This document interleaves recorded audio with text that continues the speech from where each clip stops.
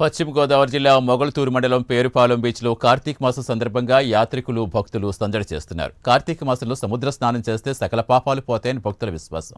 విజయవాడ, గుంటూరు ప్రజలు సముద్ర స్నానాలు, వనభోజనాలు ఏర్పాటు చేసుకుంటారు. యాత్రికులకు అన్ని రకాల వస్తువులు ఏర్పాటు చేశారని యాత్రికులు తెలిపారు. ప్రభుత్వం ఈ బీచ్ అభివృద్ధి చేస్తే ఒక గొప్ప పర్యాటక కేంద్రంగా తయారవుతుందని యాత్రికులు భావిస్తున్నారు.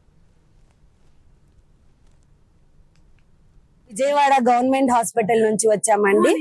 మేము స్టాఫ్ నర్సెస్ గా వర్క్ చేస్తున్నాము. మేము 24 గంటలు కూడాను మేము పేషెంట్ సేవలోనే ఉంటూ ఉంటాము.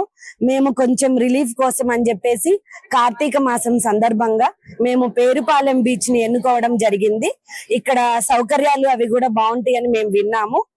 మరుగుదొడ్లే కానివ్వండి, ఆహార వ్యవహారాలు కానివ్వండి, అన్ని కూడాను బీచ్ కి కట్టుబాట్లు కానివ్వండి, అనౌన్స్మెంట్ కానివ్వండి, మరి ఇక్కడ గుర్రము ఇలాంటివి ఎంటర్టైన్మెంట్స్ కానీ అన్ని కూడా బాగున్నాయండి.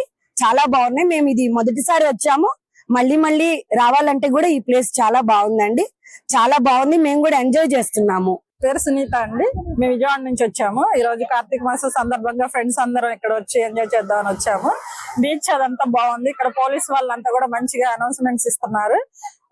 ఇంకొంచెం టూరిజం అవ్వాలంటే ఇంకొంచెం డెవలప్మెంట్స్ కావాలండి. అవన్నీ చేసుకుంటే కనుక ఇంకా చాలా పెద్ద విజిటింగ్ ప్లేస్ అవుతుంది అందరికి.